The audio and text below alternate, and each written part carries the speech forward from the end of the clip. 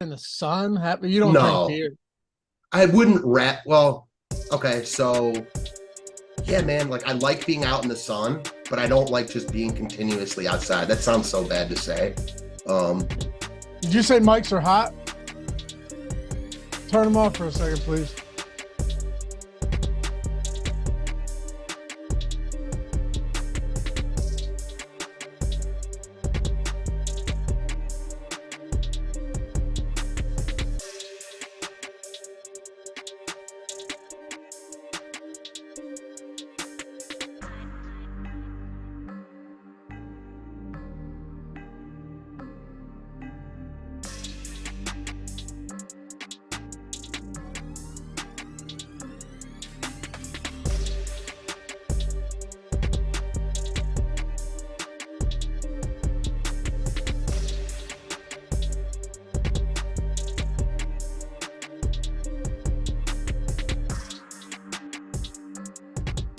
Fine.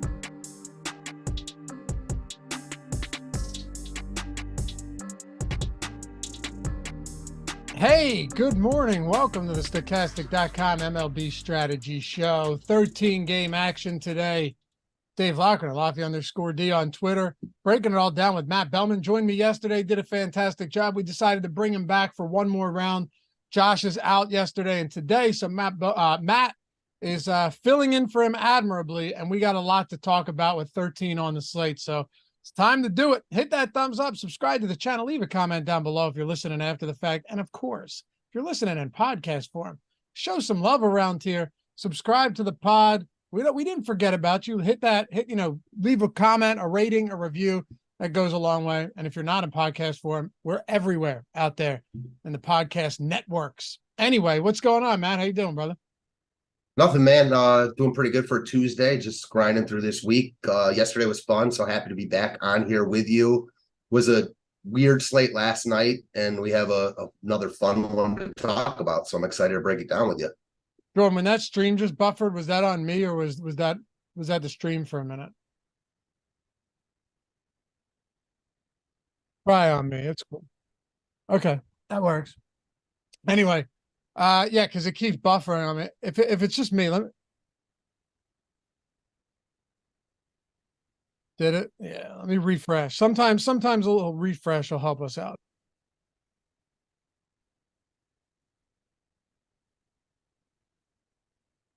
Well, YouTube sucks in the morning sometimes for some reason. I don't know what it is. It seems okay to me now.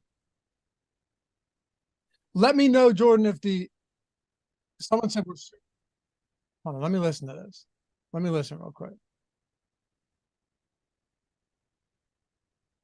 Yeah, I know, dude. It's on a delay anyway. Well, YouTube sucks in the morning. I don't know why. Seems fine to me now. It's fine. Seems okay to me now. Yeah, it's fine. It's fine. Even if the audio was rough, or even if the video was rough, as long as the audio is fine, we'll be good. All right. By the way, like I said, refresh it. I refreshed it. It looks fine. Are you good, Jordan? Are you good on your end now?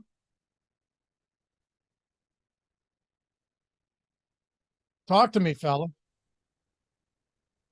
Motherfucker. Yeah, now it's just buffering. All right. Let's talk 13 game. We're going. It should clear up. It usually does. Matt, we got 13 to talk about. It's a lot today. The tools are updated. Ownership, top stacks, top pitchers tool. So we're in business here, ready to break this all down. A few really high total games. Nothing standing out as like super low total pitchers duel. Maybe Kikuchi and Wheeler, but not really. And then a couple games where we don't have lines yet, still waiting on starting pitching. Out of the gate, though, just looking at your initial analysis, is there anybody that just stands out either as a top stack or a top pitchers? It is another Coors Field slate that you think is just going to be wildly high owned today, or are we going to get pretty flat ownership at these positions? I think pitcher, it's pretty flat. There isn't really there's no Scherzer from last night. There's no Glass now even. So I think pitcher is going to be spread out. Offense, I think you're going to see two offenses, garner the majority of the ownership, that being Arizona, obviously, and Coors. They were crazy high on last night. And then you've also got Atlanta at home against Luis Severino. They're a little bit more affordable now with Ozzy Albies on the IL, Michael Harris presumably hitting second. So I think both those offenses are going to garner the majority of the ownership, as they should. In cash games, I think that's probably where you're landing for the most part. Well, let's talk about Boston and Washington, because your highest owned pitcher right now on our first run of projections, our first run of ownership, is going to be Nick Pivetta in this first game, Matt. So you've got Boston minus 175 against Washington. Pretty high implied total here against Josiah Gray as well. And we'll get into that one. What are they sitting at right now? I think last I looked, the total was north of 5, I thought. It is 5.2, 4 for Washington. Pivetta pulling 27% ownership against this Nationals team. My only question to you isn't, hey, can Pivetta go out there and limit the damage and go relatively deep? I have no doubt that he can, but what about the fact that Washington strikes out at a sub 20% clip on their active roster against right-handed pitching this season? That's my only concern, because they don't have power and they have an 86 WRC plus against righties. I wouldn't say that's my only concern, but I think that's the biggest concern for sure. Washington just really doesn't strike out, as you mentioned. That is cheap though. So I understand the ownership. And I think that when you like package those two things together, yeah, Washington doesn't strike out a ton, but Pivetta does strike out a lot of guys. And then you add in the under 8K price tag. I think what you mentioned also, that Washington isn't really a scary offense. You're not necessarily worried about him getting blown up here. It's baseball. Anything can happen. You know, it's Nick Pivetta. He's not impervious to getting hit hard. That said, he's in good form. I mean, when he's started, he's pitched really well. That's the other thing. You get a little more security if he's not coming out of the bullpen. I know that you guys have talked a little bit about it's easier to get a win coming out of the bullpen. Not necessarily sure about that. Maybe, you know, slightly, but either way, I'll take the inning security of him starting.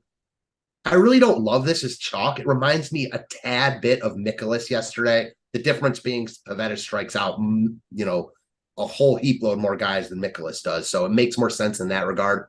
He's certainly on the short list just because when you look at the slate, there aren't really good pitching options. There's a bunch of Nick Pivettas. So I understand why he's getting love. In cash games, I think he's your, you know, a guy you're definitely using. And in tournaments, I don't hate it, but I do think that like Pivetta and Arizona builds or Pivetta and Arizona Atlanta builds are going to be really popular. Yeah, what a shock. Miles Michaelis didn't rack up enough strikeouts or put up enough. I mean, come on. You see that coming from a mile away. The only difference is Nick Pivetta has a 30% strikeout rate on the season. So it's a tough strikeout matchup, but much, much better strikeout pitcher than Miles Michaelis. So there is that. Yeah, they're not even in different worlds there. Sorry, go ahead. No, go ahead. You're good. I was just going to say, yeah, as far as the strikeout stuff goes, that's why you feel a lot better with Pivetta today. Still don't feel great about like chalky Nick Pivetta against a team that doesn't strike out a lot. But as we've said a couple times now, like you're not scared of Washington like beating him up. So I understand the ownership, and given the options, I wouldn't be surprised at all if I land on him later. Hey, Sean V, did Clark Schmidt's family and friends get stuck in traffic on the way to the game or something? What happened? I actually heard that mentioned. Like, I was like, reading and listening to other shows throughout the industry. I heard that mentioned at least 3 other times. Yeah, what happened, dude? Was there an accident on the way to the game? Flight get delayed? Ooh, boy, that didn't work out. Oh, I love you, Sean V, but that was wild. Do you like any Josiah Gray today? No, I mean, another much tougher matchup for Gray here. Boston doesn't strike out a ton, and their lineup's actually good. Gray has been a little bit weird this year. Came up as a big strikeout type prospect, showed that in his first year or two in the majors, but he had given up a ton of power. Now he's not giving up nearly as much power, but also like not striking out as many guys. So I'm not looking to Gray here in a tough spot against Boston. I'd actually be more interested in the Boston bats. They're in a good spot here. Nice ballpark for hitting. They are getting ownership though, so I think they're probably on like the next level after the Arizonas and Atlantas of the world. Wouldn't be ownership that like I'm worried about, but they're not going to be sneaky, I guess is the best way to put it. Boston bats have the 4th highest top stack probability today on the slate, looking at the top stack tool. Granted, if we were to, you know, add some context to that, it's Arizona and then it's everybody else. Just so we're clear, Arizona's at 16%, Atlanta at 9%, Rockies at 7.5%, Boston at 6.5%. But they look relatively interesting against Gray. Not a great park, not the worst park. Let's wrap this game up with bats here. Any interest on either side? Yeah, I think Boston, as you mentioned, looks good here. Really high total, fourth in our top stack tool. Their lineup's good. They've got a bunch of lefties that can do damage to Gray. They also run a little bit. So no issue with the Boston stack at all. I think it'd be more of a stack than picking out one-offs. That said, like, Devers always in play. I mean, Duran leading off always in play, Yoshida. So I think you can pick pieces or you can stack them whole. Philly and Toronto.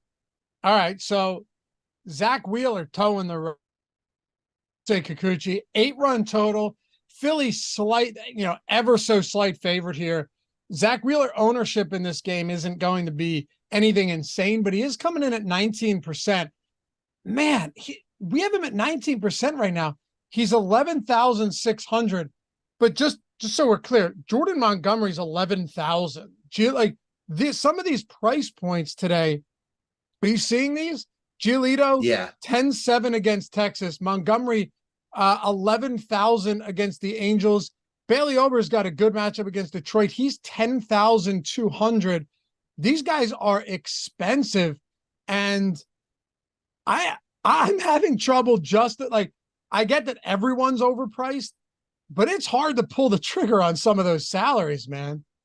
Well, it seems like everyone up top is overpriced. That's the difference. Right. That's why that's what I meant. Yeah, I know that's what you meant. It's like a guy like Pavetta stands out at 7.8 because based on Bailey Ober being 10.2, Pavetta should be like 9K, and he's not. So I get it. As far as Wheeler goes, this is tough for me. When I first looked at the slate last night, I was interested to see where his ownership would come because he's really expensive for who he is in a very tough spot against Toronto. The counter side to that is, man, he is by far, in my opinion at least, the best pitcher on the slate. I'm a big-time Wheeler guy. I think he's a true ace, and I like him in spots like this and in quote-unquote tough spots. I look at, going back to when he faced Atlanta in Atlanta, had probably his best start of the year, 43 DK points. I don't expect anything like that here, but ultimately he's one of the top pitchers in baseball in my eyes, and anytime you have a guy like that, they're in play.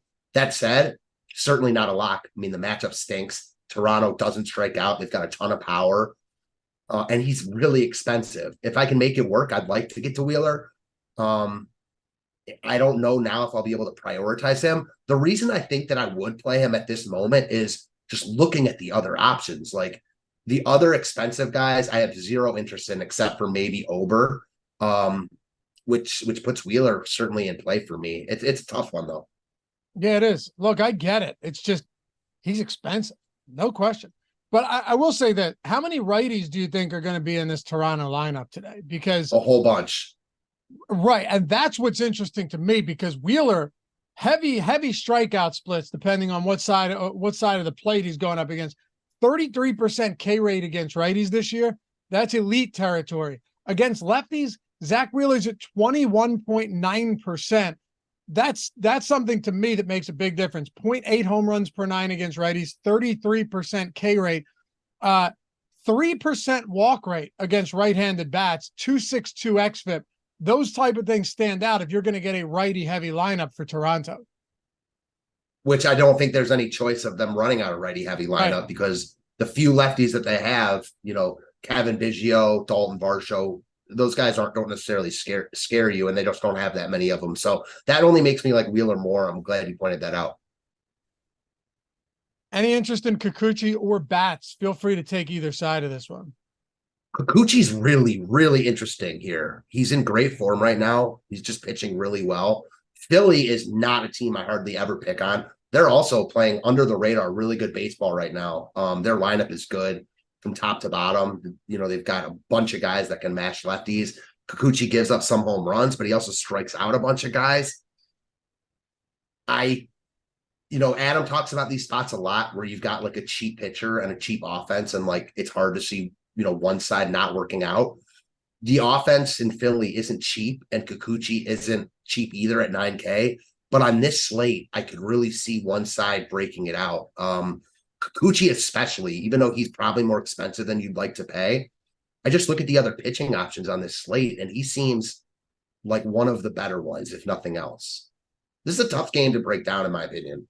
Yeah, it is. It is. I mean, I guess what's the Phillies top stack percentage? So, I mean, neither team looks particularly good in our tools right now from a hitting perspective. Is there any positive leverage? Like, yes, slight positive leverage, but that means less when you've got teams at like 2 and 1% top stack likelihood. You know what I mean? It's For sure. 1% leverage at no ownership. You go, okay, well, that's not great. Pittsburgh. I would easily take Philly over Toronto. With that being said, agreed. Just Yeah, saying. for sure. Especially with so many righties expected to be in that lineup for Toronto. I'd sing a bit of a different tune if it was lefties, power hitting lefties that don't strike out. But yeah, it's a tough spot for the Jays. I think this actually does line up pretty well for Wheeler. Just have to pay a premium. Pittsburgh and the New York Mets. By the way, we're about at 50 likes, so thank you guys. Tuesday morning action here, 13 games. We should cruise past 100. Pittsburgh and the New York Mets. Bailey Falter, David Peterson. Yeah, let's have some fun with this one. Bailey Falter, 0.5% ownership right now. There's just nothing that stands out here against the Mets for the lefty. Peterson is getting ownership, though. 21% against this Pittsburgh team. Fine park to pitch at if you're David Peterson. Do you like him today at 6,700? Especially, I'm also wondering, how much are we going to be looking for these cheap pitchers, given that if you want to play Wheeler or Montgomery or any of these guys, you're paying 11K plus or 10K plus? I think that's essentially why he's getting ownership. And while I understand it, I don't know, man. Like, he threw 62 pitches last time out. That's the most he's thrown in a long time. Maybe they're working him up a little bit. They probably are working him up a little bit. So he probably throws slightly more today. He's cheap enough where he can make that work. He's just so mid. Like, I think he's fine. He doesn't strike out a ton of guys. He doesn't really get hit that hard. I think he's like a fine filler play. I certainly wouldn't go out of my way to build around him. If you need 6,700, I get it. The ownership, I guess, makes sense to me because no one else like in that price range is getting love, which shows me that like everyone else down there is basically unplayable. So I get it. I'd rather not play him, though, I guess is the best way to put it. Well, from a hitting standpoint, are you looking to get any leverage off of David Peterson going to Pittsburgh bats at all? Or is this a game that you're likely fading outside of maybe Mets bats? We talked about this right before the show. Like, there's going to be a bunch of spots on here where it's not really worth diving into because you can't play everyone. This is one of those spots. The pitchers aren't great, so I don't think they look overly, exciting here. But the offenses are middle of the pack to bottom in top stack percentage and in our top stack tool. Like, I get going to some Mets bats against Falter. They've got some righty power. I liked them last night against Priest or Moore. And then Pittsburgh against Peterson, sure. Like, you get the leverage going against Peterson. There's just, 25 other offenses I'd rather, well, not 25, but there's 25 other offenses to choose from, I'll say. Then let's talk about the Yankees and Braves. Here we go with the Braves again. I don't know if Luis Severino's family's coming to this game, but my guess is it doesn't make a huge difference. It's been a rough year for this guy, and now you've got to walk into, call out sick at this point. Atlanta has a near 10% top stack probability. No real leverage, positive or negative, getting 10% aggregate ownership right now. Yeah, you're certainly going to have to pay for them, but they have an implied total north of 6 right now. It's probably going to be, 85 degrees in Atlanta tonight. Things just don't look good for Luis Severino in this spot. Things look awful for Severino. He's on the Cookie Carrasco ride out. He's been worse than Carrasco probably all over. So that is kind of just tells you all you need to know. Atlanta looks elite here. And as I mentioned at the beginning of the show, you do have to pay up for them for sure. Olsen, Riley, Acuna especially. But now you got Michael Harris hitting second. Like, he looks one of the best overall single bats on the slate at 4,100. hitting second here against Severino, who's just gotten blasted by lefties. The whole Atlanta stack looks good. You've got Nicky Lopez now, presumably hitting ninth at 2,500. He's not very good, but he's been good since arriving to Atlanta, has had runners on base. He's running. So another thing about Atlanta, as I mentioned yesterday, they run and they steal a lot of bases, which is massive for DFS upside. I think, and this is rare to say, a home team in Atlanta really rivals Arizona to me as the top stack on the board. I mean, they are by far the best offense. They're facing a gas can. The ballpark isn't as good as Coors, but I respect Arizona's offense, but they're not on the same level as Atlanta. No, they're definitely not. Luis Severino, 2.54 home runs per nine. Not good. And now you got to face Atlanta. The only drawback is that the Atlanta bats are expensive, but we'll make it our mission, maybe find some other cheap options here to pair with them if you're looking for a 5-man Brave stack, maybe some cheap pitching options that we can talk about. But I don't think there's any question that when you're just looking at this in a vacuum, Brave stacks against Luis Severino, right? Like if you, without context here, without trying to build a lineup, I mean, I think they're close to Arizona. Same. That's what I was saying. And they're not even expensive. That's the thing. The only three guys that are pricey are Olsen, Acuna, and Riley. Sean Murphy, not sure if he'll play today. I thought he was getting checked for a concussion. If he plays, he's a fourth guy. But you've got Harris in there. Like I said, Lopez, Rosario, yep. Ozuna. Those guys are very affordable. They're not Acuna, but they still give you the Braves. Any interest in Yankee bats or Bryce Elder? Bryce Elder, no, definitely not. I think the Yankees are interesting here. They're decently high in our top stack tool. Now, as you mentioned, a lot of these teams are jumbled together, so that could change. But they're, in the upper quarter, a 3.8% chance to be in the top stack, only a 3.6, only getting 3.6% ownership. I think I might like pieces more than I like the whole Yankees stack, but the pieces certainly look good. Aaron Judge, Giancarlo Stanton. Elder doesn't strike a lot of guys out, and he was really, really good at the beginning of the season, but he's regressed big time. So he's not a gas can, but he's definitely not a guy I'm afraid to pick bats against. And I think the Yankees probably can be looked at as a sneaky stack today. I like it. Yeah, this whole game from a hitting perspective is super interesting. Mm-hmm. And then you've got Detroit and Minnesota, Alex Faedo and Bailey Ober. Well, Bailey Ober is expensive, but he's going up against the Detroit Tigers. That's probably where we should start because Detroit strikes out at the 8th highest clip first, right? He's 93 WRC plus on the active roster versus right-handed pitching, 143 ISO. Sorry, 146, 27th in baseball. Across the board, this is not an offense that is going to strike a ton of fear into you. But Ober, again, like Ober's not cheap. He's got a great matchup. How do you come to terms with something like this? Do you go, you know what? I'm just going to play Bailey Ober and his 24% K rate, which is fine, but for a 10-2 guy, that's not elite. Or do you say, maybe I'll fade this and look elsewhere? I think that playing Ober is fine here. I don't think you have to. I don't really want to use Detroit bats against him, which, might be a question to ask. It's not like Ober's getting a ton of love. It seems like the pitcher ownership is kind of middle, where you've got a bunch of guys getting around 15 to 25%. Ober's at the bottom of that range, projected to be about 15% owned right now. I like it. I don't love it because it's Bailey Ober, and as you mentioned, he's got a 24% strikeout rate, so you're paying like a premium for him here. Just looking at his game log, again, you're not playing him because of this. It's just an observation. He hasn't put up more than 20 DraftKings points in like 6 starts. So again, I'm not playing him because of that. That's not what I like to see when I'm spending over 10K on a pitcher though.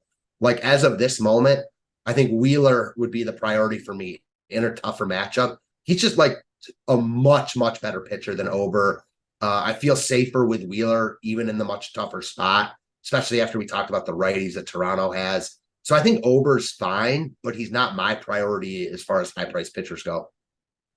I think it's fair.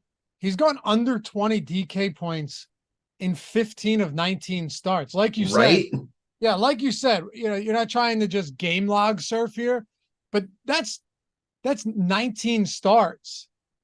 And you've been he's a good pitcher, but from a fantasy standpoint, 24% K rate, you're really banking on this matchup today. He's like the rich man's Miles Michaelis from yesterday, essentially. I was going to say that, and I already blew that by saying it earlier, but after thinking about it, he definitely is like the pay up option for that Michaelis was yesterday. I view them similarly, and I don't know, like you mentioned, like 15 and 19 under 20. If you're paying 10-2 for him here, like you want 20. I think that's a baseline. Yeah, at the very least. Yeah. Right. He can do it. It's definitely not the best lineup, but we'll talk about some of these other high-end pitchers and see what conclusions we draw at the end of the show. So stick around for that. But this is more for basketball, but I hate paying like the top price for anyone ever. Like you see this in the NBA when guys get hot for a little bit and then they're priced up and it's like their peak. Oh, you're playing Ober for his like ultimate upside at 10-2. This guy's been, 8 to 9K basically all year. Not going to be for me, I don't think. Oh, he's for sure priced at his ceiling. Yeah. For sure. Yeah. I mean, it's I don't know. It's a good spot, but that's a lot of money. I think you just probably intend on getting to a ton of Alex Faedo. Nah, no Faedo for me. Again, I think Minnesota looks good here. I was gonna say really good, but our top stack tool, doesn't like them as much as I thought they would, and they're coming in with a lot of ownership for where they stand as far as our top stack tool goes. So I get it. They, project to be the top value stack on the slate at 13.3%. They've got a ton of lefty power that can crush Faedo. I think that Minnesota looks pretty good as fill-ins, like Max Kepler, all their outfielders, Matt Wallner, Jorge Polanco's back, Edouard Julien. So I think Minnesota looks good as fill-in pieces. I don't think it's going to be where I go for like a full stack today, just given the ownership they're already getting. Faedo's giving up plenty of power too. Mm-hmm. Right. Significant power, north of 2 home runs per 9 across 40 and a third inning. I like that thought for sure. Any Detroit bats, or do you want to talk Oakland and St. Louis here? Nah, no Detroit. I think the leverage is just like not playing Ober. You can pick out a Riley Green, but I just struggle to see the Detroit stack winning the slate today. Just not for me. All right. I have no idea who's pitching for Oakland. I didn't even see. Usually DraftKings is actually right a lot of the time where they've got a probable, even if it's not listed. Oh, I saw someone yesterday. He's not in the pool. Oh, and I'm trying to think back when I looked at the slate. The guy that they had originally listed. Spencer Watkins? Yes. There you go. Yes. Okay, it is up. Jordan, if you do, Jordan, add a line to that. Oakland plus 190, 9-run total. Okay, cool. So that's why he's not in the pool. Because earlier today, they didn't even, there wasn't a probable on MLB.com. DraftKings Sportsbook didn't have anybody listed as probable either. So good call. All right. So Spencer Watkins looks like he's confirmed here. As the probable. But yeah, plus 190, 9-run total. You get into a lot of Watkins and Dakota Hudson today? Well, not Watkins because he's not. What about Hudson though? Hudson. This is an interesting one. Had a situation with Hudson a couple starts ago facing Minnesota. I remember, I think it was you and Adam talked about it. Like Hudson does not strike guys out. He gives up a ton of contact. Minnesota strikes out a ton and they have power. Well, he ended up pitching really well in that start, had his best start probably in years. Came back down to earth against Tampa last time out. He's so cheap that I think you can make the case for him on this slate in this matchup against Oakland. He's just not a good DFS pitcher. We saw what happened to Michaelis last night. Like, even though he's 5.8K, you still need a reasonable score from your starter to be competitive most nights. I mean, unless your low-owned offense just goes insane. And Hudson has 3 to 8 DraftKings points written all over him here, even if he doesn't get blown up. So I see it because I don't love any pitching options on this slate, but I just won't land there because he's just not good enough. He doesn't strike out enough guys. And Oakland's probably a little bit peskier than people think. The only pushback on my end would be that he's $1,200 cheaper than Michaelis was yesterday. And I mean, he's really cheap. Yeah. I think I like him over Peterson. Yeah. He's also not unowned either. He's like 23% right now. So that is very significant. Oakland 3.9 run implied total. Yeah, but yeah, Dakota Hudson is negatively leveraged in the tool. I think, God, I don't know. That's a tough spot. He's 5,800 against Oakland. They have a sub. If he gave you 5 strikeouts, gets the win, that's enough. But Oh yeah, easily, especially with the other pitching options on this slate. Like there aren't really any guys you feel overwhelmingly comfortable with. I mean, we talked about Wheeler, talked about Ober. I love Wheeler, but this is not a great spot for him, and he's expensive. There just aren't really guys you're going to feel great rostering, which is why Pavetta's getting love, which is why that Hudson's getting love. I don't like it, but as you guys often talk about, like if I'm going to say I really don't like Hudson, I won't play him. Well, then who am I playing? right. You could always go to a $5,500 Emerson Hancock against Kansas City. Definitely more talented than Hudson, in my opinion. I don't think it's a crazy pivot spot at 11%. I don't either. Also, not a guy that strikes out a lot of guys, and he does not project well right now. No. But Hudson doesn't strike a lot of guys out either. No, as a pivot, I get it. I mean, yeah. I don't think it's crazy at all. You're talking about Dakota Hudson. I mean, AA Emerson Hancock was striking out 26% of batters.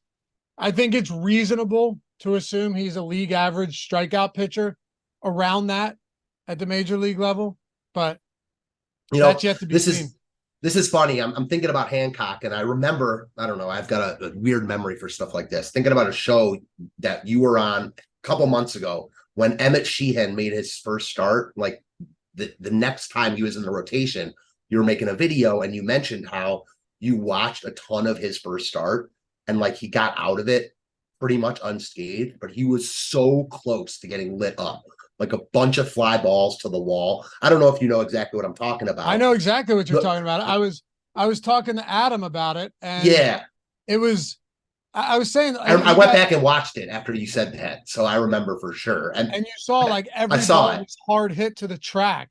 Yeah, and I've tried picking on Sheehan like every start since then. So I got very similar vibes from watching Hancock against the Padres last time out. Makes sense. Yeah. So again, who knows what to take into that, but just wanted to shout that out. Sorry, go ahead. No, we're good. Yeah, and we'll get to that game for sure. Let's wrap up Seattle and Oakland. Or St. Louis and Oakland? Do you like these St. Louis bats against this Spencer Watkins fella? I much prefer St. Louis against lefties like they faced last night. That said, Watkins stinks. I mean, I don't even know why Oakland's bringing him up. Last time I remember him pitching was for Baltimore. St. Louis looks pretty good. They are like 6th in our top stack tool, 7th. Yeah, 7th in our top stack tool. Basically ownership right in line there. I think that St. Louis is fine. As of right now, I don't think that's like where I'd go if I were making one lineup, but I wouldn't fade them and I'd want exposure if I were multi-entering.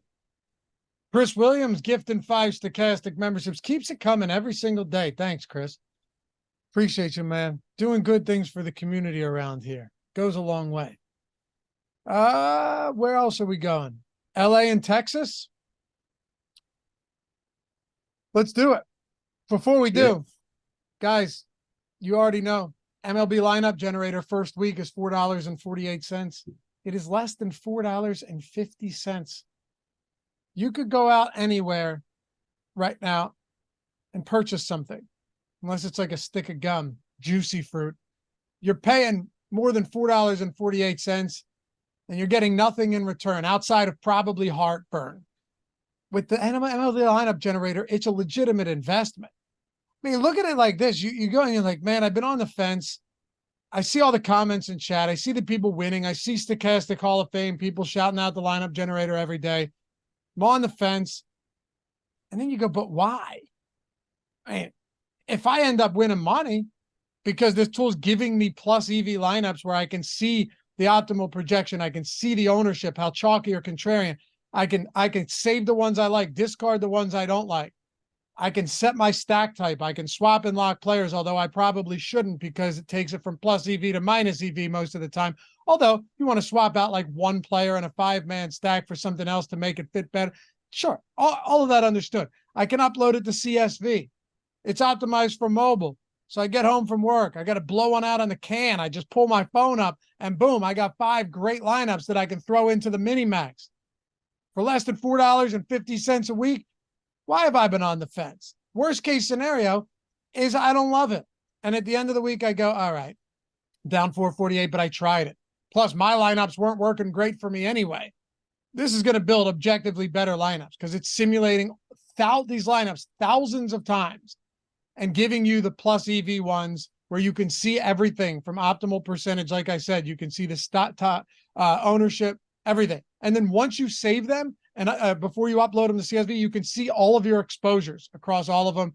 You can see all of your lineups. It's awesome, man. Check it out.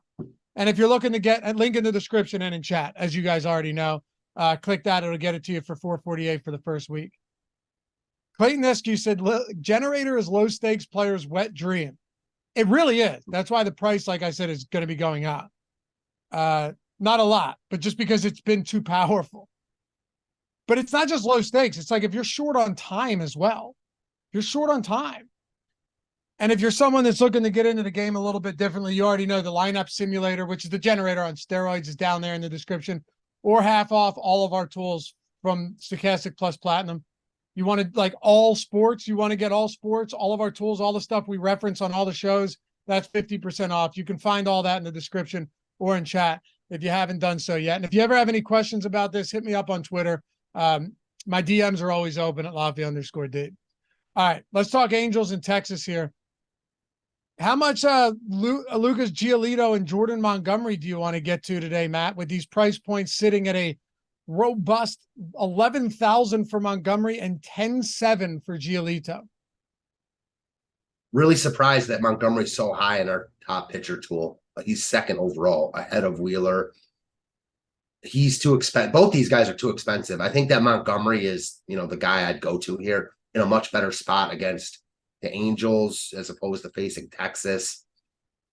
He's not an 11K pitcher though, and it's not like this Angels team is bad. They do strike out, so I get Montgomery here, but personally, he doesn't look like an optimal play for me at this moment. I'd rather spend up a little bit on Wheeler, who I think is higher upside.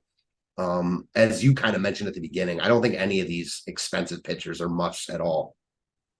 It's tough to get to.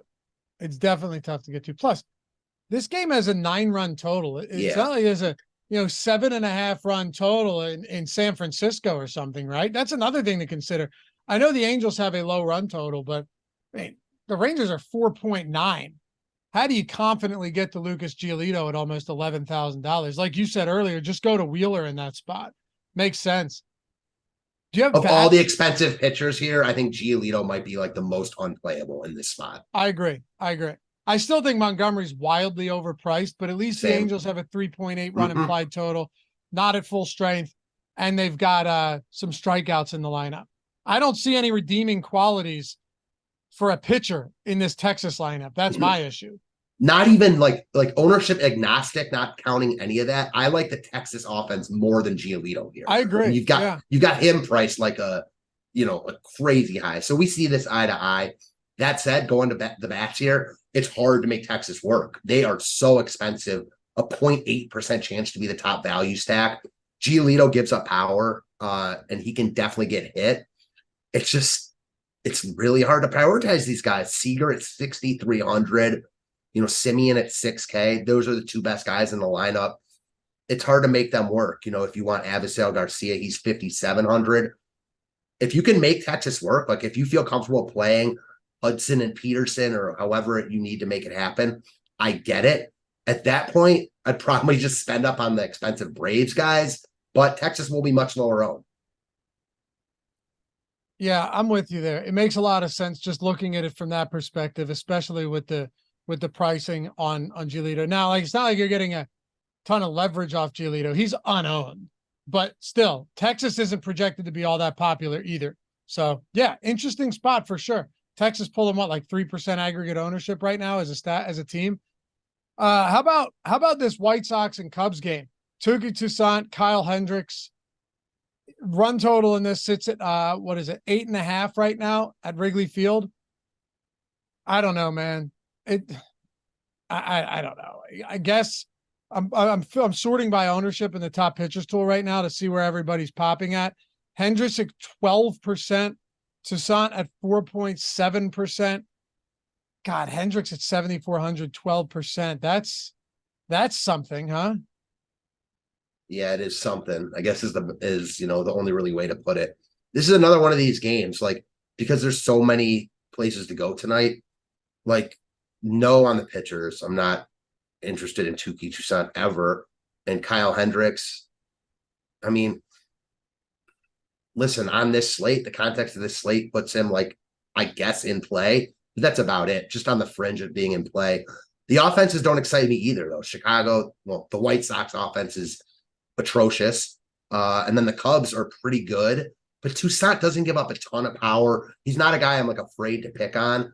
But he doesn't give up a ton of power. And there's offenses on this slate in just better spots. So this is a game I probably don't get anything from. Hendricks might be my favorite piece, just given the other pitching options on this slate. Any hitting options worth discussing in this one? I think it'd be the Cubs that you'd go to over the White Sox, just a better lineup. They also run a little bit. Everyone's talked about how good of a year Bellinger is having. Obviously, it's a little bit better. It's a little bit better than he should be based on his expected numbers, but still, like, he's having a great year for DFS purposes. He also is a guy who runs, which helps his cause. I don't mind the Cubs here. They're not getting love. They're middle of the road in our top stack tool. I think that you could play them, but again, they're also pricey now. Just looking at their price tags, Bellinger's 5,800. Nico Horner's 5,100. Those price tags probably make them out of play for me. And then we get to this next game. By the way, shout out to you guys. We are at 72 likes. That's 28 to 100 with what, 5 games to go. I'll ask you, Matt. You're new on the strategy show. You think it's doable? 28 likes within the next 15 minutes or so? Oh yeah, easily doable. I'm about to throw my like on there now, so 27. Thank you, Jordan. If you have not done so yet, go ahead and tap that like button. Atone for your sins here. It's Tuesday morning. Wash yourselves clean of that filth, boys and ladies. The one or two of you that watch this show, I saw you, Blitz. All right. Seattle and Kansas City. I think, okay, let me put it to you this way. Instead of asking you if you like Emerson Hancock, let me ask you like this. Do you think that Emerson Hancock should be getting 11% to Dakota Hudson's 23.5%? If the answer is yes, then we really shouldn't be playing much Emerson Hancock at all. No, I don't. But I also think they're both going over owned. Okay, that makes sense. I think Hudson is the slightly better play. And I think if it were like something like 20 to 15, I think he's the slightly better play. And that's it. Matchup's a little better for Hudson, but we know who Hudson is at this point. At least there's some unknown in Hancock. I mean, he's regarded as a very good pitching prospect. Doesn't project great right now, but at least there's like some unknown upside there. So I think they should be closer than they are right now. But what really strikes me about Hancock, and I guess this speaks to the pitchers on this slate, he's behind Jordan Lyles in our top pitch tool. Usually when Jordan Lyles is on the slate, he's like at the very bottom. There's 8 guys under him today, which is crazy. It is kind of crazy, man. I don't know. It's also hard to project these young pitchers. Like, you just really have no idea.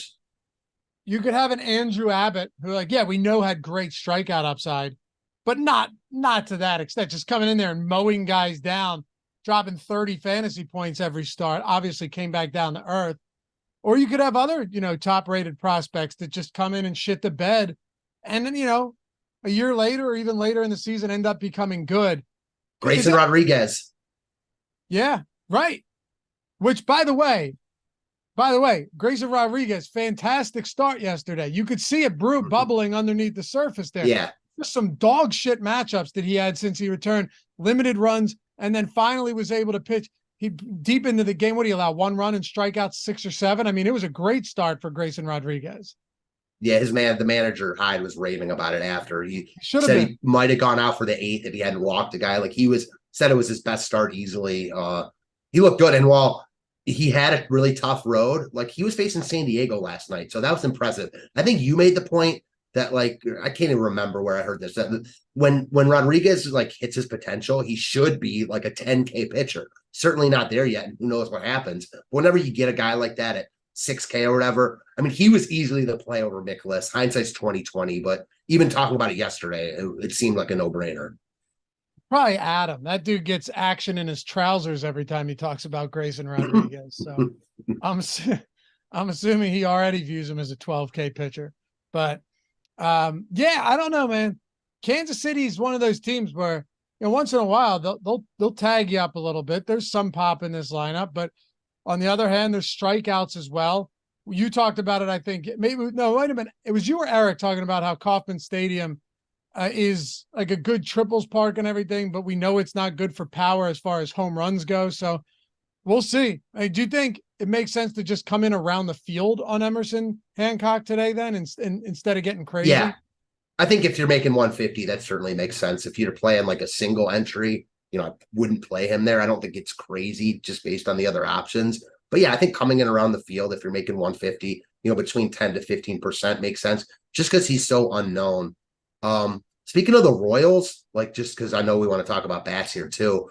I don't love them today. It's hard to love them in this ballpark, but I am intrigued based off what I said about Hancock. I watched that start last time out, and you know, he doesn't project now. He doesn't project well right now. Bobby Witt is having an unreal season. I think it's gone a little bit under the radar, not just for DFS purposes. He's like at a 6 WAR right now. He's been insane. So I think that you can use pieces like Bobby Witt. Really expensive though. I'm more intrigued personally with the Kansas City side than I am Hancock. It's just damn hard to get there on a 13-game slate. Any interest in Seattle bats against Jordan Lyles today? That, like you said, usually he grades out terribly. Seattle has the 5th highest top stack probability in the top stack tool as well. I mean, Lyles himself is getting 5% ownership at 6,500. It's not a lot. I don't think he's like crazy here. I think that, you know, optimally you're looking to use guys against him. Seattle, they strike out a lot. Lyles doesn't really strike guys out, and Seattle has a ton of power. So I think Seattle does look good here. They're 5th in our top stack tool, right behind Boston. They are getting ownership, but I think it's warranted. And I think they look good here. They're cheap also because no JP Crawford still, even though he's not expensive. So they've got filler guys you can use. You know, obviously Julio Rodriguez is the top bat you want. Seattle looks good here. I think you can make a case for Lyles in tournaments because of the other pitching options today. But, you know, all in all, I think Seattle looks like the top part of this game. 4 games to go. We're going to talk Arizona and Colorado. Hey, shout out to Sleeper, by the way, too. If you guys took advantage of the discounted square, you know what the discounted square on Sleeper was yesterday, Matt? It was Max Scherzer, 3.5 strikeouts, discounted like 60%. I'd say he hit that with relative ease. Struck out like 11 batters. Yeah, against the Angels. Those aren't locks, but man, could you imagine if sports books did that 3 times a week like Sleeper did? You'd be all over it. If they were like, okay, today Spencer Strider strikeout prop is down from 9.5 to 3.5 or 4.5. They would never. No, they don't. These pick'em sites do though. Plus, they give you 100% first match deposit bonus up to $100. If you're in a state where Sleeper Picks is available to you, jump in on that, man. Take your free money with the first match deposit bonus, and every time they give you these free squares and these discounted squares, build out a card. Even if, like, you know, I honestly think a lot of times building out even a 2-player card when you've got a free square at discount is maybe not locking in free money, but think of the EV on that. It's crazy. Yeah. So, also the dynamic payout system. I say it every time. I think it's going to be standardized across the industry soon for pick'em sites. Like, I think most of these sites are going to start going, all right, well, we have this offering, but it's mostly close to 50-50 propositions, you know, like strikeouts and this and that. We can't do home runs. We can't do touchdown scores for football. We can't do double doubles for basketball unless it's like, you know, guys that are 50-50 to double every game. You can't do triple doubles, can't do any of that stuff. Sleeper can, because they just attach multipliers to each side of these over-unders on the stats. You throw them into your card up to 8 legs, can 100x your entry, and they do a lot of discounted squares and a lot of free squares. If there's nothing else I could say about this, is that if you're considering signing up on pick'em sites, do all of them now, because as they're blowing up, and we already know that they're becoming more mainstream by the day, a year from now, none of them are going to give you these great sign-up bonuses anymore, because you're just going to be there. And then the acquisition is going to be easier because everyone's going to want to be there to begin with. So 100% first match deposit bonus up to $100, and always keep an eye out for those free squares. Link to Sleeper in the description and in the chat. And yeah, Red Skittles said it's also the alpha app for season-long fantasy with the boys. I got actually our dynasty, stochastic dynasty draft, rookie draft is happening. It's a slow draft. It's happening right now in Sleeper. I love Sleeper for fantasy football. And thank you for mentioning that, Skittles, because even if you're on Sleeper for fantasy football, doesn't matter. It's separate signing up on Sleeper picks. You still get the deposit bonus. So it doesn't matter if you play fantasy football there. As long as you're not on picks yet, you get the first match deposit bonus and all the benefits that come along with signing up. All right. Arizona, Colorado. What a letdown the Diamondbacks were yesterday, huh? Yeah, I mean, Christian Walker, everyone outside of Christian Walker, they ran a little bit of a weaker lineup, but yeah, they were really disappointing. Even higher owned than I thought they would be in the 888, which was taken down by a team with all one-offs, by the way, which is nuts. Kyle Lewis was 40% owned. So I think that kind of speaks to what they're going to be owned tonight. Maybe a little bit less because there's more games. You got the Braves in a slightly better spot. I'm going to make this easy on you though, bro. Like, there's not much to say about this game. The pitchers stink. The offenses look great. Even Colorado looks good here. I think you want all the Arizona you can get. The only reason not to jam them in is because of ownership. So there's other places to go if you want to, lighten your ownership. But on paper, Arizona looks like the best stack on the board, even slightly higher than Atlanta to me, just because they're facing even a worse pitcher that strikes out less guys than Severino in cores, and they're on the road. So guaranteed 9 at-bats. I think they're the top stack on the board, just a matter of whether you want to eat that ownership. Where would you put Colorado as far as how they rank? Because they're third in the top stack probability in the top stack tool. Yeah, I was going to say, we have them also. How about this? And we don't see this very often with this team anymore, but they're going up against Ty Block. They're second in stack score as well, behind Arizona, far behind Arizona, but still second in stack score today. Yeah, this pitcher for Arizona, Slade Ciccone, I think that's how you pronounce it. He's right. It is. It's Slade Ciccone. Yeah, my fault. I was looking at Arizona against Block. Slade Ciccone. Yeah, that's how you pronounce it. No, I got you. He's not good. He hasn't been good in the majors. He doesn't project well right now. You've got the same problem you always do with Colorado, is that they're not good. But they're a little bit better now with Blackmon back in the lineup, I guess. This is more of a play against Ciccone in cores. They're not going to get nearly the love that Arizona gets. Just looking at our top stack tool, if I didn't know anything about baseball and this is all I was just using it as gospel, Colorado would look maybe like the best stack on the board. You mentioned their stack score. There's leverage there. Now, Arizona looks great, obviously, but they're going to be the highest owned team on the slate. So you got to take their ownership with a grain of salt. Colorado looks like a really nice spot to get different. Brennan Rodgers and Blackmon being back helps this lineup for sure. You've got McMahon. Don't hate it. Don't think it's the most optimal play, but in tournaments, I like it.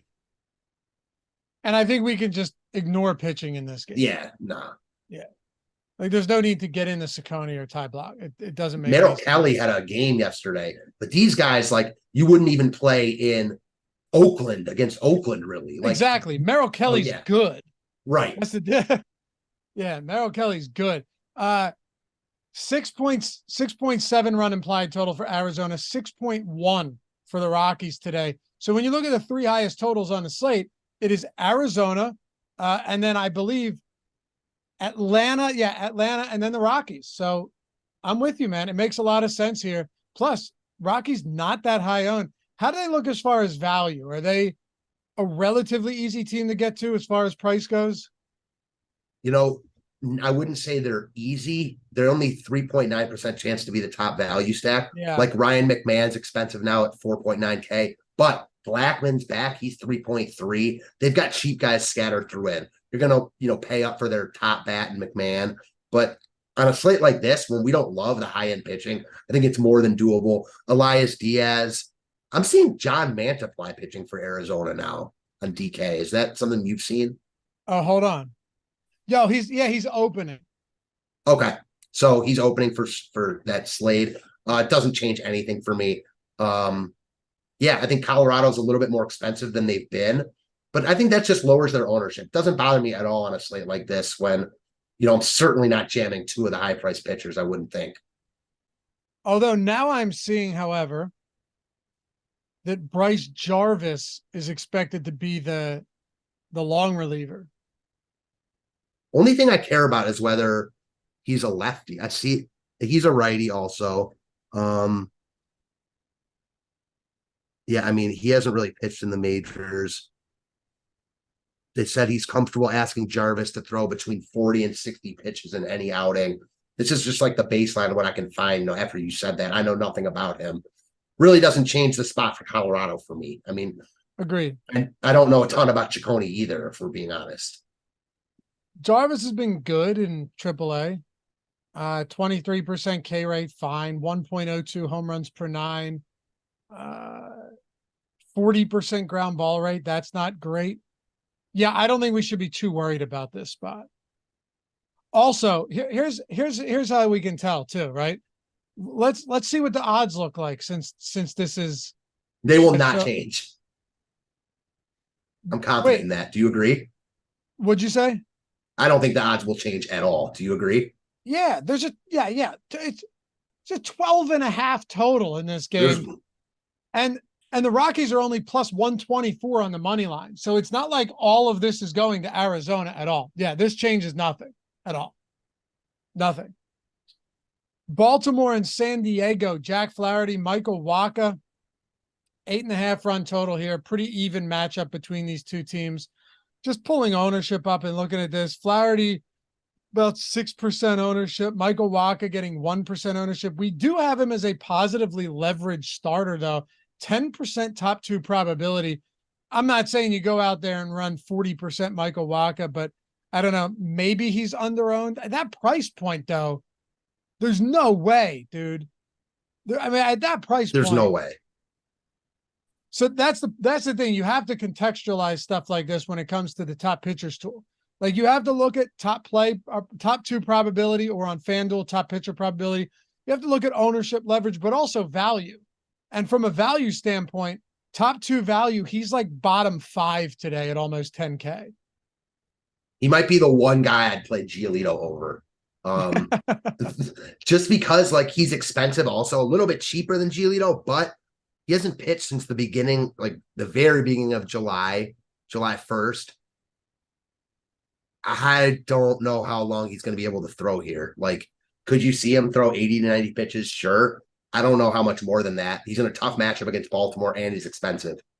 No thank you for me there. I think the real question is Flaherty, who has looked pretty good in his 2 starts with Baltimore. Got hit a little bit last time out, but also faced Houston. Been in 2 tough matchups, similar to Rodriguez, has faced Toronto in Toronto and Houston at home in his first 2 matchups.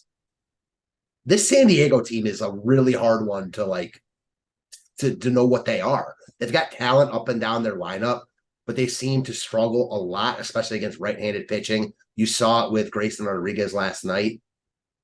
I wish Flaherty were a little bit cheaper, but given the ownership some other guys are getting on this slate, I think Flaherty's firmly in play for me in tournaments. Okay. I can appreciate that. Devin Klein said, I thought Mantiply pitched last night. He did. He threw 11 pitches, but he's the opener. So 1 inning, maybe 2 innings. My guess is probably 1. Yeah, same. Any thoughts on hitters from either side of this game before we round it out with these final 2? Like I always, in the back of my head, I'm intrigued by a low-owned San Diego stack. Someone asked me like a while ago, a couple months ago, like what my weak spot in MLB DFS was. And the first thing that come to mind was stacking fucking San Diego. It's like all I like to do. They're not good. They're coming in with high leverage, 2.4 chance to be in the top stack, 0.7% ownership. They're even more expensive than like Texas, though. 0.2% top value. I'm on Team Flaherty here.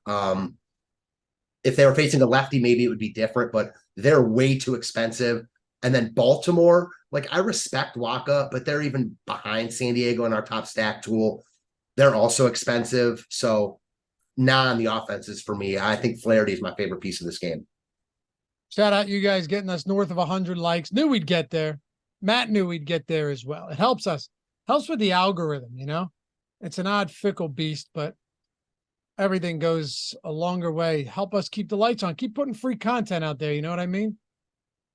Tampa Bay and San Francisco. Zach Littell. Is it going to be Sean Manaea today? It looked like he was supposed to be the long reliever yesterday and ended up not being that guy. So do you think that's who it'll be? I think that's who it'll be, but it's kind of the same thing every day with them. I've almost given up on trying to predict and play that guy because who knows who it's going to be and who knows how long they're going to pitch. You get these spots where Manaea comes out and pitches a while, like his last time out against the Angels. He still only threw 61 pitches, though. Like, this is a game that I have very little interest in. The pitchers aren't really playable for me. The offenses are in an awful park. I think that you can take a look at one-offs. A Rosarania from the Tampa side, Curtis Mead really cheap at third base. From the San Fran side, like Conforto, Jack Peterson. But that's it. I'm not looking to stack either of these teams, and I'm not looking to get to the pitching. Okay. So basically this game just a cross off the list? Yeah, I mean, and our top stack tool kind of likes Tampa here. They're right behind the Yankees, getting less ownership, but they're expensive, and it's such a tough ballpark.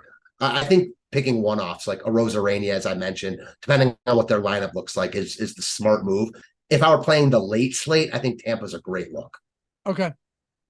Let's wrap it up then, man. Milwaukee and the LA Dodgers, 9-run total. Milwaukee big dogs on the road here. Adrian Hauser, Bobby Miller. So if you're just looking at the top stack tool, the Dodgers have a 5.5 run implied total. Pretty significant. Fourth highest on the slate, tied with the Boston Red Sox. 4.9 top stack probability. The problem is, look at their top value percentage, 0.5. It's the lowest on the slate, behind only the San Diego or ahead of only the San Diego Padres.